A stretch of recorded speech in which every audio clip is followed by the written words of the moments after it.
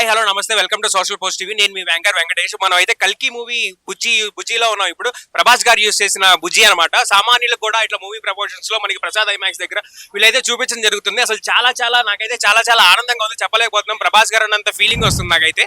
అసలు వేరే లెవెల్ ఉంది ఇక్కడ మనకైతే కల్కి బుజ్జిని చూసుకోవచ్చు అనమాట. ఇక్కడ మనకి ఇది కల్కి దీంతో మాట్లాడిన ఏ బుజ్జి అని ప్రభాస్ గారు మాట్లాడతారు చూసావా. ఇదైతే మనకి ప్రభాస్ కల్కి మూవీ టీము దీన్ని అయితే ఇక్కడ మనకి అవైలబుల్ గా ఉంటుంది జరుగుతుంది. చాలా ఆనందంగా ఉంది. అసలు మూవీ కూడా వేరే లెవెల్ ఎక్సలెంట్. ప్రభాస్ గారు యాక్షన్ కానీ లేకపోతే అమితాబ్ బచ్చన్ కానీ ఫైట్స్ అయితే వేరే లెవెల్ ఉన్నాయి. అసలు కమల్ హాసన్ గారి అయితే విశ్వరూపం చూస్తారు అనుకోండి, ఆ లెవెల్లో ఉన్నాయి. కమల్ హాసన్ గారిది కూడా, బ్రహ్మానందం గారి కామెడీ కూడా టూ గుడ్, అసలు ఎక్సలెంట్. మనం విజువలైజ్ చేయలేము. కర్ణ క్యారెక్టర్ ఉంది. కర్ణ క్యారెక్టర్ అయితే అసలు దాని గురించి ఎక్స్పెక్ట్ చేయలేకుండా వెళ్ళిపోయాము. అసలు అది వేరే లెవెల్ ఉంది. అసలు ఈ మూవీ టీము మన కోసం సామాన్యులకు కూడా ఇది ఇవ్వటం చాలా thank you so much to కల్కి టీమ్. అసలు వేరే లెవెల్ అండి.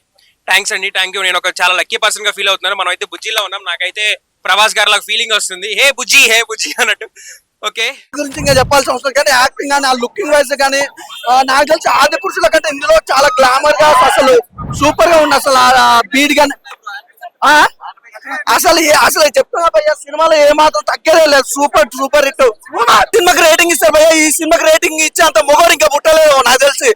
అసలు మన తెలుగు ఇండస్ట్రీలో ఇలాంటి సినిమాలు చాలా అరుదుగా వస్తుంది. అలాంటి సినిమా తీయాలన్నా కూడా బాహుబలి ఆ రేంజ్ కంటే మించిపోతుంది భయ్య.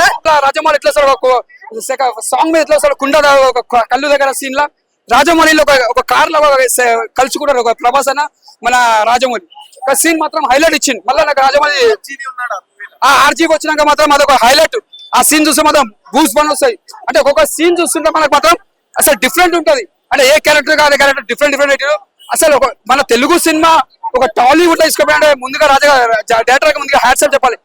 యాక్చువల్లీ నాగాశ్విని గారు నిజంగా మీరు ఒక నటి సినిమా తీసి మళ్ళా ఒక కల్కి తీసి మీరు ఒక మంచి నట ఒక డైరెక్టర్ ప్రూవ్ చేసుకురు. నిజంగా చెప్తున్నా, దీనికి ఒక నేషనల్ అవార్డు మీకు వస్తుంది అంటారు. రావాలి సినిమాకి చాలా కష్టపడి తీసిరు మీరు. ఉంటాడు ఒక 2 నిమిషాలు మాట్లాడతాడు ప్రభాస్ అన్నతోటి. ఒక 4-5 సెకండ్స్ మాట్లాడతా ఉంటాడు అక్కడ. ప్రతిదీ హైలైట్ అన్న. Amitabh Bachchan highlight main.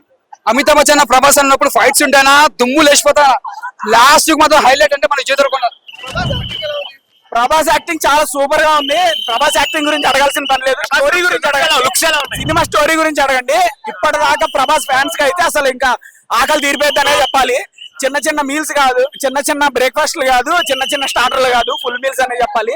సినిమాలో చిన్న డైలాగులు కూడా ఎంత సాటిస్ఫాక్షన్ ఇస్తాయంటే ఫ్యాన్స్ కి అంత సాటిస్ఫాక్షన్ ఇస్తాయి. మూవీ ప్రతి సీన్ హైలైట్ అయ్యా. నీకు స్టోరీలో ఇంక్లూడ్ చేసుకుంటూ అన్ని కమల్ హాసన్ చాలా బాగా యాక్ట్ చేశారు.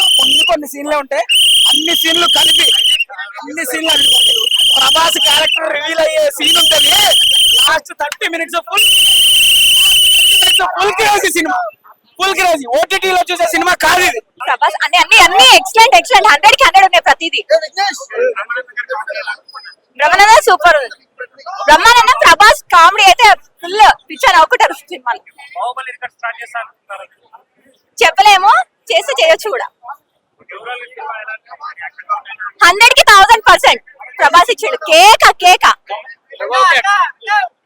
Iconic movie. ఇప్పటి వరకు మనం ఇప్పటి వరకు ఇండియన్ సినిమా గొప్పతనం అంటే తరతరాలుగా యుగాలుగా చెప్పుకునే సినిమా మాయాబజార్ అని చెప్పుకునే వాళ్ళు. ఇప్పటి నుంచి ఈ రోజు నుంచి మనం అంతా చెప్పుకునేది కల్కి. ఇండియన్ సినిమా అంటే కల్కికి ముందు కల్కికి తర్వాత అని చెప్పుకునే రోజులు వచ్చాయి. అసలు ఊహకందని రేంజ్ లో సినిమా ఉంది. అసలు ప్రభాస్ ని చూపించాడన్నా. బాహుబలి సినిమాని 10 టైమ్స్ బెటర్ లెవెల్లో ప్రభాస్ ని చూపించాడు. మహాభారతం అసలు హిందూ పురాణం అసలు ఐడియా ఎలా వచ్చిందన్న అసలు ఐడియా ఎలా వచ్చిందన్న తెలియట్లేదు. అసలు మాకైతే ఫ్యూచర్ హిందూ పురాణాన్ని సైన్స్ ఫిక్షన్ ని మన భవిష్యత్తుని లింక్ చేసి సినిమా ఒకటి క్రియేట్ అవుతాదని డిజైన్ చేసుకోవాలి ఐడియా వచ్చింది. డిజైన్ చేయించారు అన్న. It's a power of Indian cinema.